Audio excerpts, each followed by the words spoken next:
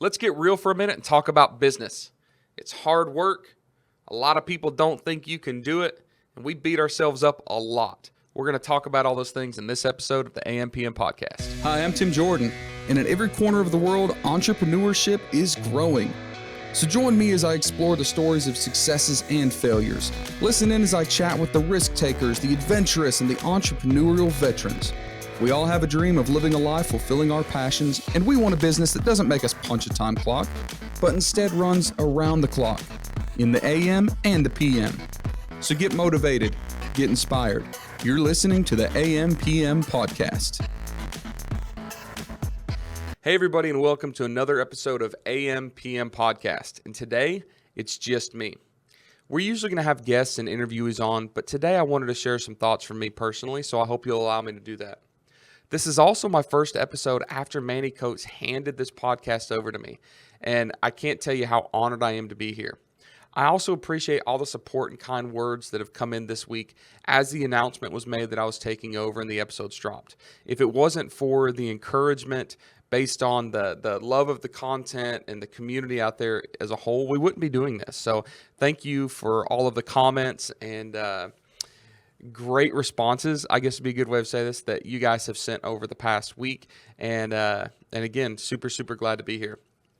If you want to hear more about my business journey over the past 5 or 6 years, go back and watch episode or listen to episode 195 if you haven't done that already, the one with Manny. I go into a pretty good recap on what's been going on the past few years, and that's a good place to check that out. But today, I want to talk about entrepreneurship. I want to share some thoughts that always surface up when people ask me things like, hey, isn't it great running your own business? Or saying things like, must be nice to be the boss. And when I hear comments like that or you hear questions, 3 things generally pop to mind. There's a lot of other, but it's always these 3 recurring things that I wish that someone had told me before I jumped in kind of full steam ahead in entrepreneurship, and some things that I kind of want to share now. It was only a few years ago, maybe 2 years ago. I remember standing upstairs in my house, wife and kids are there, and I am on my cell phone with tears running down my face.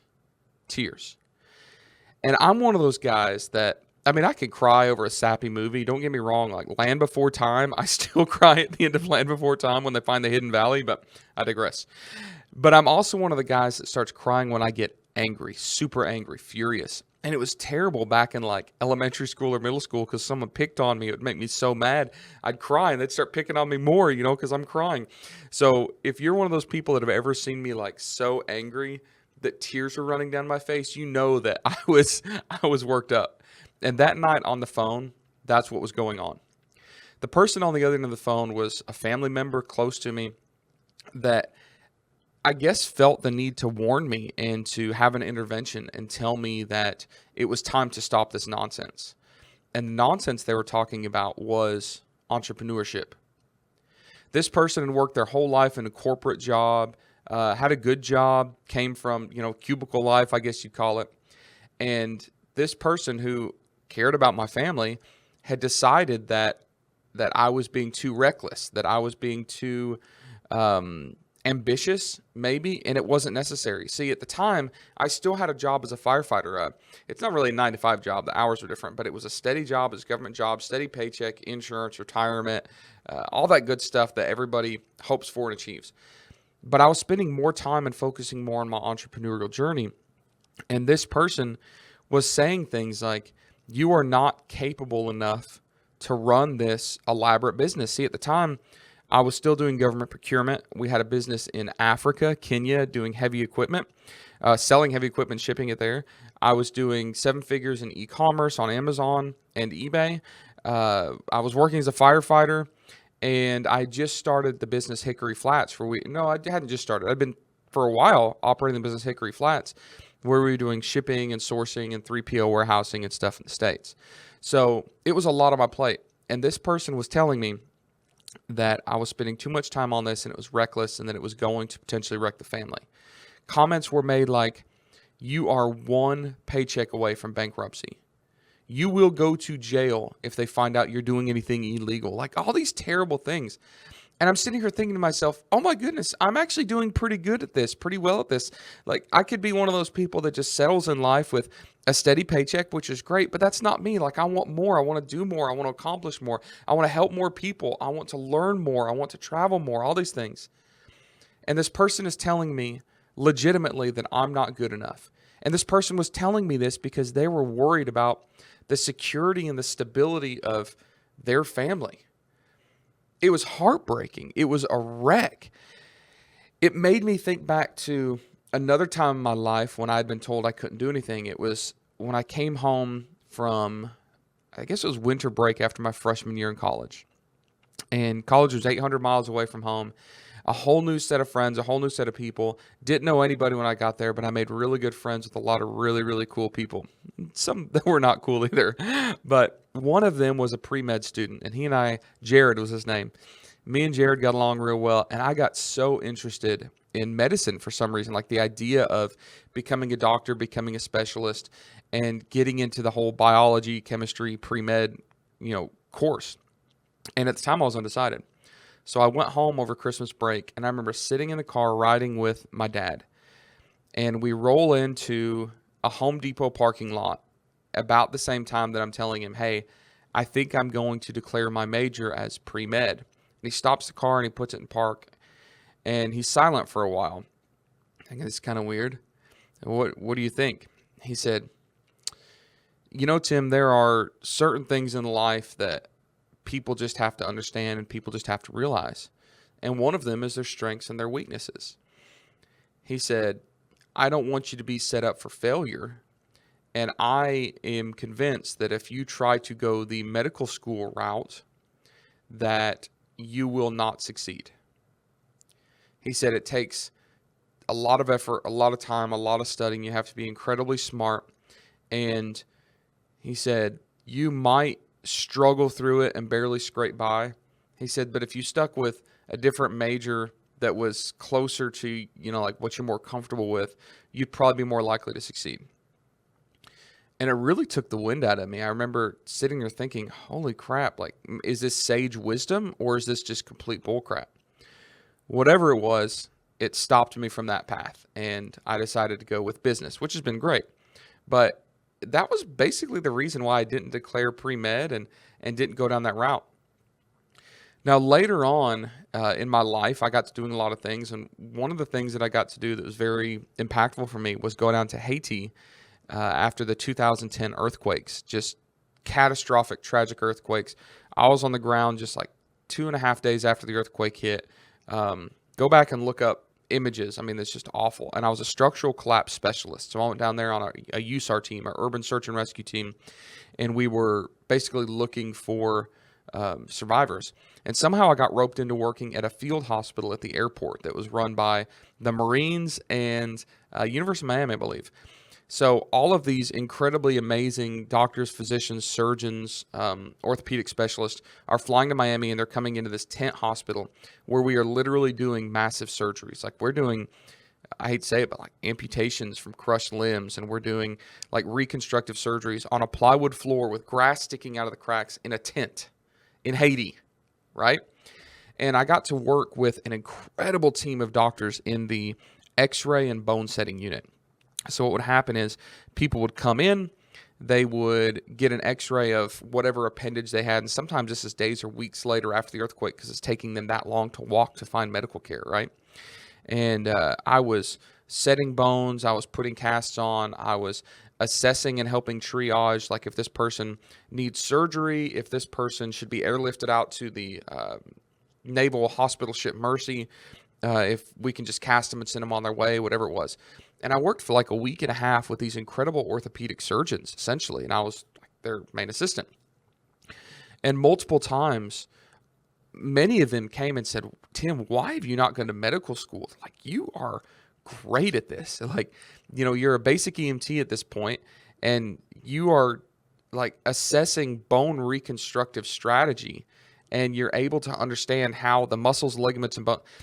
Long story short, it was awesome. And I still am in contact with some of these folks. And I remember thinking, wow, this is interesting, because I had someone tell me I couldn't do it. And these are orthopedic surgeons that I'm working with in a field hospital in Haiti that are saying, wow, Tim, where did you come from? Like, you should be in medicine. You need to go back to medical school now, because this is what you need to do.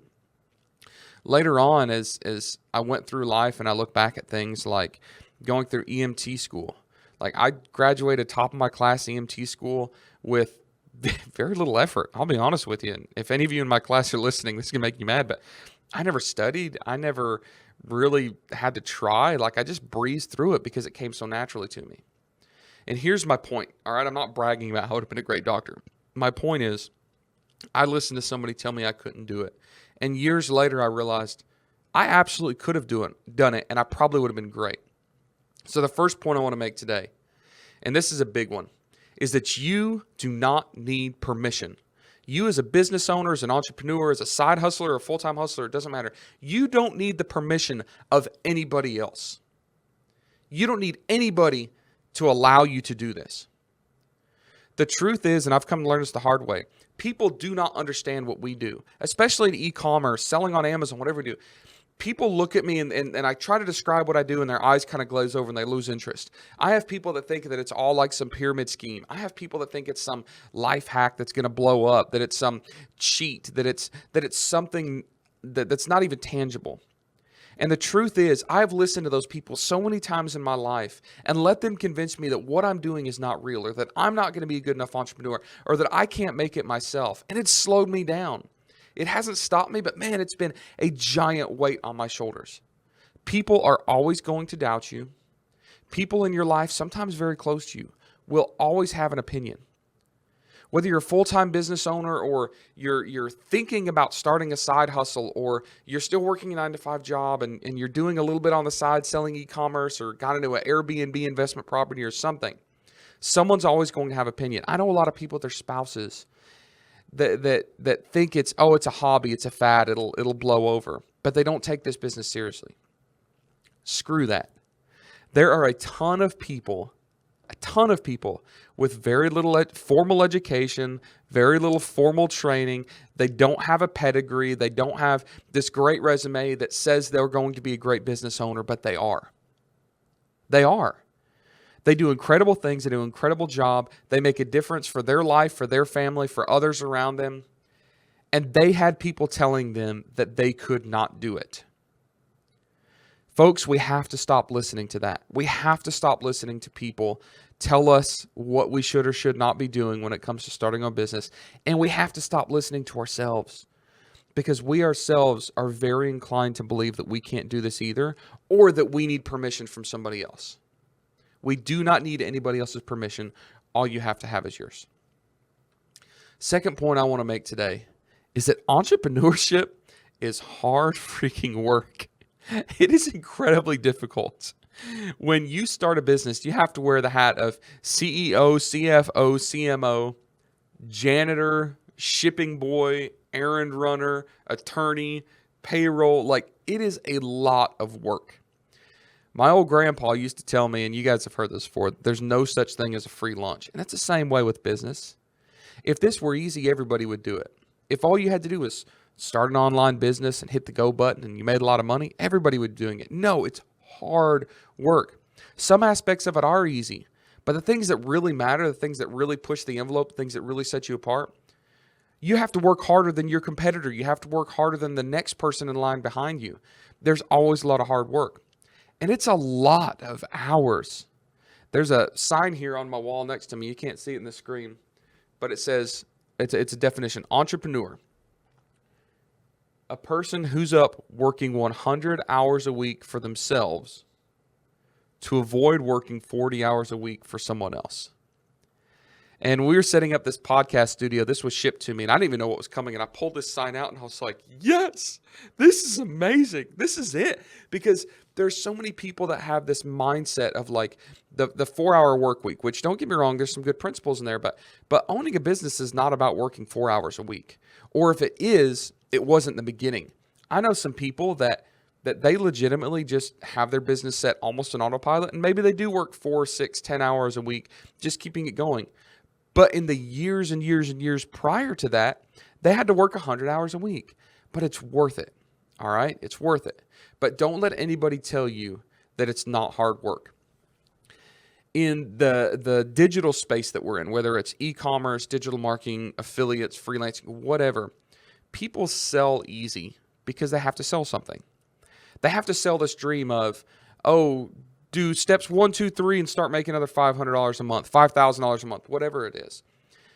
A lot of the people that are putting those messages out there are selling you something. And if I'm going to sell a course on an automated Amazon FBA business, I'm going to sell more courses if I can convince you that it's easy, right? And unfortunately, those of us that are starting to delve into the e-commerce world, or we're there in a fairly substantial manner, we get hit with a lot of ads, and we get hit with a lot of messages, and we get hit with a lot of sales pitches. And it starts to leak into our brain as truth that it's easy, it's easy, it's easy. There's been times when I've taken a step back and thought, what am I doing? I'm working so hard. This is so difficult. I must be doing it wrong because everybody says it's easy, right? And I'm sure a lot of you that are listening understand and completely get what I'm saying right now.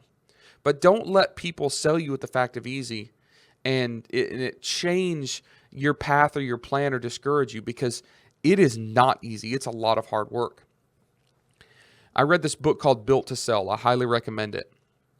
And this book talks about building a business that you can eventually sell, but it also talks about outsourcing and extricating yourself from the internal workings of the business. And as I have built businesses and I've been involved in businesses, I've seen myself do that. I take this simple task and I outsource it. And then I outsource this and I outsource this and I outsource this. And I start moving up the chain. But unfortunately, well, I shouldn't say unfortunately, fortunately, if we're going to grow a business and be successful in business, for everything we outsource, there's 1 or 2 more things that we have to adopt. So I've outsourced my customer service on Amazon. Great. But now I have to research and find 10 more products, right? So it doesn't necessarily become less work. The work just changes. But it's still hard work. Be prepared for that. Why does this matter? Because if you go into this thinking it's going to be easy and you find out that it's hard and it's a lot of hard work, you could get discouraged. But if you go in this with the right mindset thinking, hey, like it's time to lace up my boots and buckle on my helmet and let's freaking go. Like you're going to be more likely to do well. I fly a lot. 2019, I flew over 250,000 actual miles. And one thing I noticed was that the long haul flights, like the 16-hour flights to Hong Kong or Thailand or wherever it is, were actually easier on me than like an hour-and-a-half flight. The hour-and-a-half flight seemed like it was never going to end. Oh my gosh, when am I going to land in Dallas? Where the long haul flights, well, okay, I'm here. And it's because the mindset going into it, I knew this is going to be a really long journey. I knew this is going to be hard. I knew I was going to have to stay hydrated. I knew I was going to have to work on my jet lag. But on the short ones, I just went into it thinking, oh, short flight, not going to be a big deal. My point is, when you have the mindset of this is going to be a difficult journey, this is not going to be simple, you actually do better. So remember, entrepreneurship is hard work. But when we prepare for that, we're going to be good. So what do we do knowing this is going to be hard work? Knowing that we're going to have to wear a lot of hats and we might not be experiencing all this? I heard a great analogy once. Another time I was on my cell phone, but this time I was laying in my walk-in closet. I don't remember why. I just remember laying on the floor of my walk-in closet. And I'm talking to this guy who's a service provider in the e-commerce space. And at the time I was doing the shipping and sourcing and logistics. And he told me, he said, Tim, there are so many people that compete for the same customers. He said, and we're so worried about what this person's advertising or what this person's doing. He's like, if we just stopped worrying about what everybody else is doing and competing with them and start working together, we could have more. I said, what are you talking about? He said, well, think of this space as a pie, right? Or as a pizza. This is how many Amazon sellers are out there that we can perform a function for, like your shipping company. He said, and these are all the customers, and you've got other shipping companies, and you're all vying for the same market share, essentially. He said, if you would work together with some of these shipping companies, some of these other 3PLs, he said, and educate more people and make it easier for people to become e-commerce sellers and build a bigger community, we build a bigger pizza. He said, and then when you build a bigger pizza, you don't have to fight for the small pieces. You have a bigger piece yourself, and you're not worried about anybody else. And what I've noticed is this whole pizza analogy, like build a bigger pizza, it applies to every type of business, not just service providers. I have a coaching group, the Centurion League, and twice a week, this group comes in and we all get on a Zoom call and we have a round table and we talk. And what was crazy to me was maybe a few months ago, maybe 6 months ago, I had one of our members come and say, hey, Tim, look, I would like to actually share my products with the entire group. And I want to get people's opinions and I want to show people what I'm doing to help them. I thought, well, this is odd. Because in the e-commerce space, everybody's super secretive about what they do. And a lot of times there's a good reason for that. But brick and mortar stores and big brands, they tell everybody, oh, this is my brand, this is what I do. But in the e-commerce space, we're so worried about somebody copying what we do that I can go to a conference of 2,000 Amazon sellers and like nobody gives out a business card because they don't want to tell what their brand is. They don't want to tell what their name is, right? And not their name, but their seller name, their store name. And what I noticed was we did this coaching call with a student, and he shared what he was doing, and it helped everybody in the group. But what's crazy is everybody else in the group started throwing him ideas and collaborating with him and finding ways to encourage him and give him a little tips. And hey, I noticed this, and maybe here's a different product you can add to this line. And it blew up, and it was huge, and it was great for him. And since then, like twice a month, we have people that share their product ideas, and we all go through a deep dive on the analysis and the research. We have people that share their brands, their listings. It's great. What we've done in this group is realize that even e-commerce sellers, just selling products on Amazon, when we work together and build a bigger pizza, everybody's piece gets bigger. It's great. When I started thinking about building this bigger pizza and I started reaching out to more people and working together with other experts and getting advice from other people and letting other people weigh in and give me guidance and me giving guidance to others, everything got easier. Everything got easier. As we started to build a tribe around myself and like those that are really close to me, we started selling more online. We started having a whole lot more fun. We started having a support group. We started having the ability to help others in a larger sense. So I don't care what type of business you're running, right? Remember that it's hard work. And the more people that you can gather around yourself to make this journey more interesting, more fun, but also educate yourself, educate them, and not have that mindset of like, take a bigger piece of the pizza and just share the pizza, just make it bigger. Like I tell people all the time, share what you do, share your thoughts, share your ideas, because as you share those things, it will come back to you tenfold, right? Now, if you have like a crazy patented, patentable idea coming up, don't share that. Don't get me wrong. But generally speaking, we can share a lot more than we do. And that helps us get over that struggle with this being incredibly hard work. So that's my second point, was that entrepreneurship is hard. Don't let anybody tell you otherwise. The third thing that always comes to mind when I'm talking to aspiring entrepreneurs or even successful entrepreneurs, and a lot of times I see them struggle with this, is we forget that the business does not make us. I remember in 2019, I had some rough times, some rough patches. And one of the lowest points is I am literally sitting on my knees beside my bed with my head just resting on the pillow. And I'm talking to my wife.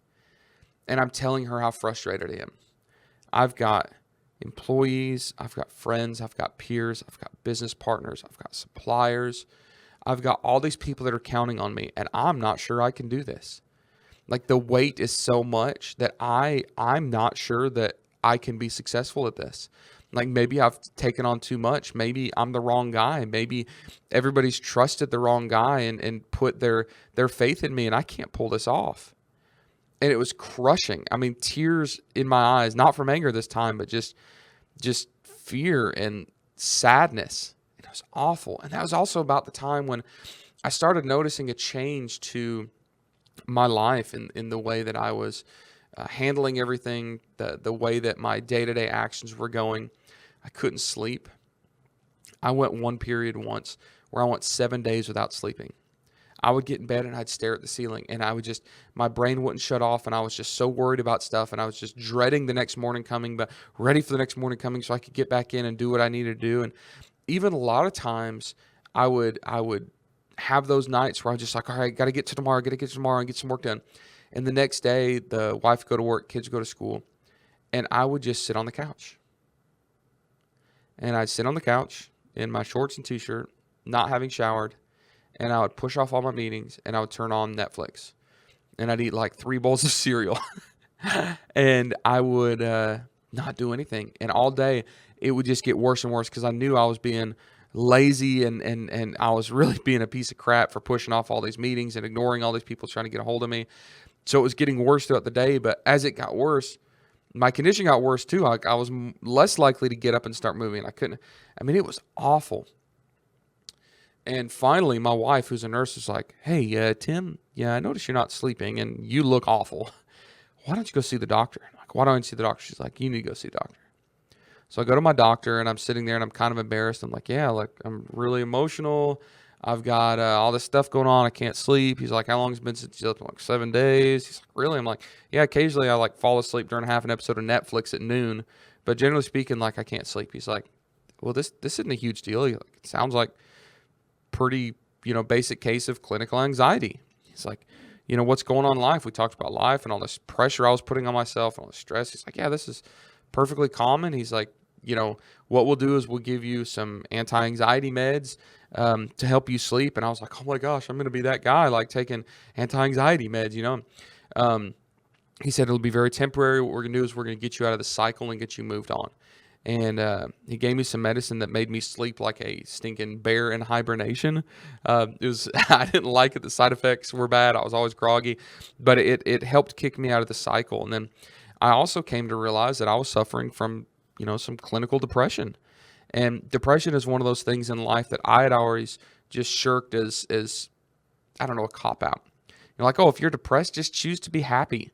I didn't understand mental health. I didn't understand mental well-being. I didn't understand how many people around me suffered with it. And we don't talk about it. We hide it. We pretend it doesn't happen. And here I am, like completely unable to work because I've got this terrible anxiety, which leads to sleeplessness, which leads to worry, which has eventually led to depression. And I realized, crap, I'm that guy. Like, I'm that guy.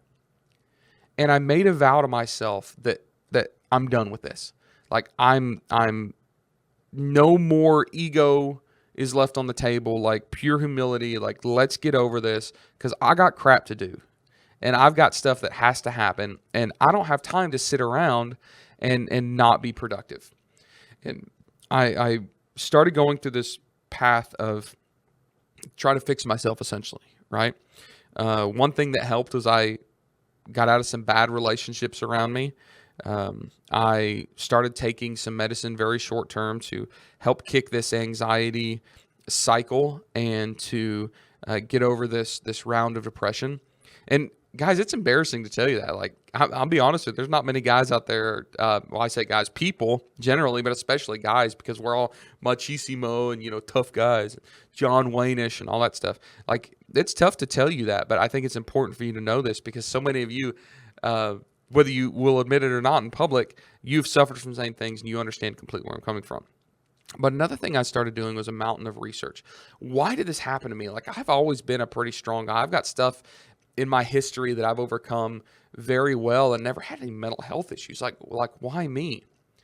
And it was actually my wife. I have to give her credit. She started doing a lot of research and she started passing this on to me. And one thing that I realized through a lot of research, and like a lot of people tell me this, entrepreneurs are massively more likely to encounter anxiety than the general public, right? Entrepreneurs, I don't remember, it was 6 times or 10 times or whatever. Some of the reports varied. But we as entrepreneurs are much more likely to encounter anxiety than the rest of the world. Why is that? Why? Why entrepreneurs? Why are we the people that are more likely to have this struggle? And the reason is because we equate our business success with our personal success. And flip that over. We equate our personal success with our business success. Now think about that for a minute. Regular employees, when I say regular employees, I just mean employees of a job, like just regular, I come in, I trade hours for a paycheck people, right? If you get fired, is it a bummer? Absolutely. But it's not your fault. It could be your fault if you get fired, but let's say you get laid off. The business goes under. The business goes bankrupt. All right. Think of all those Enron employees that had to walk out. Were they pissed? Yeah, they were pissed. But was it personally their fault? No, it was always somebody else's fault. Like they screwed the pooch. They made this business go under. Around here where I live, there's a lot of government contracts, and people get laid off all the time from these big contracting places, Boeing and Raytheon and Lockheed and all these places. And you know what? If they get laid off, does it suck? Yeah. But it's not their fault. But we as businesses, or as business owners, we as entrepreneurs, our businesses are directly tied to us. So if our business doesn't go well, it's because we screwed up. We tell ourselves because we made a mistake, because we weren't good enough.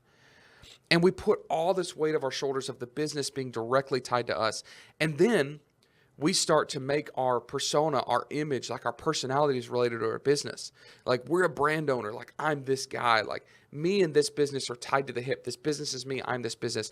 Folks, that is a fallacy. It's wrong. And we have to stop doing that. Now, can we be passionate about our business? Absolutely. Can we be proud of our business? Absolutely. But you know what? Sometimes businesses fail. I've got past businesses that failed. I've got past businesses that failed miserably. But you know what? That's part of the process. Go back to the beginning of this episode. I was talking about this family member that's on the phone with me. I told him, I said, listen, look at every successful land developer in the area that we live. They've all gone bankrupt at some point. 2008, Great Recession hit. All these land developers went bankrupt. But you know what? They got back on their feet. They didn't consider it, the end of the line. They didn't stop working. And now they're very, very successful. This is part of the entrepreneurial journey, is to fail. We will all fail at some point, whether it's a business going bankrupt, whether it's having to shut this down, whether it's having to tell our spouse or our loved ones or our siblings or our parents, hey, I screwed up. I lost this money. This didn't work. This product didn't work. This launch didn't work. This idea didn't work. This partnership fell apart. It doesn't matter. We all, as entrepreneurs, if you're trying hard enough, will fail at something. And you know what? If we take those failures and put them on our shoulders and let those failures convince us that we aren't good enough, that we weren't good enough, that we won't be good enough, we will never reach the potential that we can. Never. And you know what else? We're going to suffer with anxiety. We're going to suffer with some form of depression or being depressed or being upset or taking this more personally than we should. I love entrepreneurism. I love being a business owner. I love new ventures. But you know what? I can't let that define me. I am more than my business. I am more than my partnership. I am more than this project that I've taken on. I am me independently from this. Now, does my personality and my ability personally affect the business? Absolutely. Does my business teach me and help me grow and give me a bigger stage and help me do other things and have more freedom? Absolutely. They are related, but they're not the same thing. Occasionally, we got to take some time off. We got to separate ourselves. Hey, later this week, I'm recording. Later this week, I'm taking a half a day. I'm going fishing. And I'm going to turn my phone on airplane mode for 4 hours, and I'm going to stare at the water and the trees and the birds and probably not the fish because I'm not actually a very good fisherman. And I'm going to have some time to myself because I know that I need that. My mental health needs that. My creativity needs that. My employees, my partners, my employers, everybody needs that from me. They need me to separate myself, take a little time off, and just retract. I've started at night turning my phone on airplane mode. Why do I do that? Because that's me time. That's when I have to sleep. Otherwise, I wake up at 2 a.m. and I turn around and I look at my notifications. What's going on? Who needs me? No, you have to take time for yourself. Don't answer people all hours. Separate yourself from your job. Your job is part of your life. Your business is a huge part of your life. But your life is not your business. It can't be that way. Because we will all fail. We all need time apart. We have to separate ourselves a little bit. Whew. All right, let me step off my soapbox for just a second and recap. Business is hard work. Don't let anybody tell you otherwise. If you're getting into entrepreneurism, if you're scaling your entrepreneurial venture, understand that it takes a lot of hours, a lot of hard work. Is it worth it? Yes, but it's not simple. We don't need someone else to give us permission. We can't let somebody else give us permission before we move on. We can't let the naysayers and the doubters and the people that don't take us seriously affect up here in our minds the way that we attack a project or a mission or a business or a project or whatever it is, right? Don't let other people stand in your way. You don't need their permission. And when you have people that tell you that you can't do it, when you have people tell you you can't go to medical school, you're not smart enough. When you have people tell you you're not qualified enough to own a business, you can't juggle a 9-to-5 and 3 kids and start a business. Look around at the tribe of us. Look around at other entrepreneurs. Start listening to other people that have done it. Stop listening to people that don't have a clue what it's all about. Find a tribe. Find a community. Start looking at other people that do it every day, day in, day out, successfully, and realize you have probably got all the same capabilities that they do. They may come in different shapes. They may come in different forms. But I know a lot, that sounds terrible. I know a lot of dummies with not great skills right out of the box that have just out-hustled everybody. They're incredibly successful business owners right now. Don't let anybody get in your way. The other thing is, we can't let our business become us. We can't let us become our business. We have to understand that business failures are one thing. They're not personal failures. We have to understand that we are more prone to anxiety. We're more prone to beating ourselves up. We're more prone to negative mindsets based on negative things. You've seen the entrepreneurial chart, like day to day of an entrepreneur. It's like, I'm doing awesome. Oh, I suck. Oh, this worked. This is great. Oh, this is horrible. We know that. We know that there's going to be a lot of ups and downs, but it's totally worth it. You only have one life to live. That's it. Once this life is gone, we're done. And if you miss this life, it's gone. There's no getting it back. So spend time doing what's important. Take care of your family. Take care of your friends. Take care of noble causes. Go out and help somebody. Take care of yourself. But if you also want to be an entrepreneur and you also want to grow a business, whether it's large or small, but just successful, you better not let time slip by, because 10 years, 15 years from now, the end of your life, you may look back and wish that you had. When I propose that you need to be looking back and being thankful that you did. So thank you. As we wrap up this episode, thank you for letting me speak to you. Thank you for letting me talk. Thank you for listening. And I hope something that I said resonated and maybe encourages or motivates you in your entrepreneurial journey, your business path, your life in general. All I ask is that you do me a favor. If you like this content, if you like anything that I've said, if anything struck a chord or resonated with you, just share it with someone else that might need to hear it also. Share it with someone else that might be able to learn from this, or maybe they're just starting on their entrepreneurial journey and want a warning, or maybe they're discouraged and they just need to hear that, hey, it's not all unicorn farts and rainbows. It's kind of tough. And just share it. Share it on Facebook, share it through private messages, tell somebody about it. Doesn't matter. That's all I ask. Also, make sure that you like us. Like us on Facebook, Instagram, YouTube, your favorite podcast platform. If you like us and if you follow us, you get notifications of new episodes. And after this launch week, we have 3 episodes. We're dropping a new episode every Thursday. Thank you guys for being here, listening to another episode of the AM PM podcast.